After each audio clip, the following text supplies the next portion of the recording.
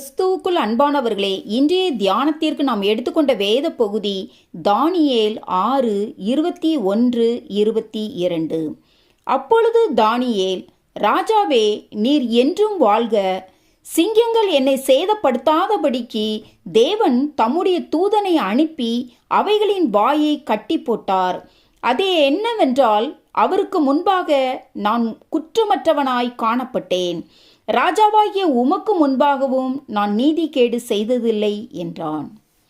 ராஜாவின் கட்டளையின்படி தானியேலை சிங்கக்கவியில் போட்டவுடன் தேவன் தம்முடைய தூதனை அனுப்பி சிங்கத்தின் வாயை கட்டி போட்டார் என்று இந்த வசனத்தில் பார்க்கிறோம். நம்முடைய வாழ்க்கையிலும் சிங்கம் போன்ற பிரச்சனைகளையும் போராட்டங்களையும் நெருக்கங்களையும் தேவன் ஆளுகிறவராக இருக்கிறார். ஏனென்றால் தேவனால் கூடாத காரியம் ஒன்றுமில்லை என்று வேதம் சொல்லுகிறது. ஆகவே நாம் சூழ்நிலைகளை கண்டு பயப்படாமல் கர்த்தர் நம் பட்சத்தில் இருக்கிறார் என்ற உறுதியான நம்பிக்கையோடு இருப்பது மிகவும் அவசியம்.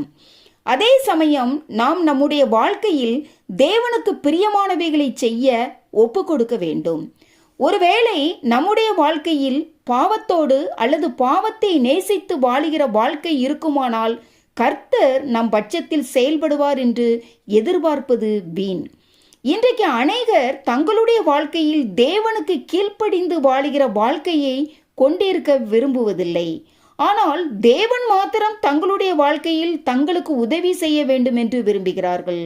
இதனால் தேவன் அநேக வேளைகளில் உதவி செய்யாத போது அவர்கள் சோர்வுற்றவர்களாய் தங்களை சுற்றியிருக்கிற மக்கள் முன்பாக சாட்சியற்று காணப்படுகிறார்கள்.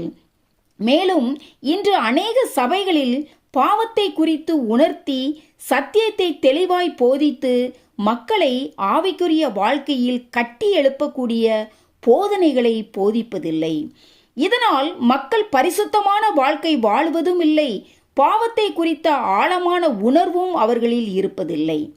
எனக்கு அன்பானவர்களே, நம்முடைய வாழ்க்கையில் சிங்கம் போன்ற பிரச்சனைகள், போராட்டங்கள், நெருக்கங்களை தேவன் ஆளுகிறவராக இருக்கிறார் என்பதை நாம் அறிந்தவர்களாய் தானியேலைப் போல சூழ்நிலைகளை கண்டு பயப்படாமலும் பாவத்தோடு அல்லது பாவத்தை நேசித்து வாழுகிற வாழ்க்கை வாழாமலும் தேவனுக்கு கீழ்ப்படிந்து வாழவும் அவருக்கு பிரியமானவைகளை செய்யவும் நம்மை ஒப்பு கொடுக்கும்போது அன்று சிங்கங்கள் தானியேலை சேதப்படுத்தாதபடிக்கு அவனை தப்புவித்த அதே தேவன் இன்றும் நம்முடைய வாழ்க்கையில் நாம் சந்திக்கும் சிங்கம் போன்ற பிரச்சனைகள், போராட்டங்கள் நம்மை சேதப்படுத்தாதபடிக்கு நம்மை தப்புவிக்க வல்லவராயிருக்கிறார்.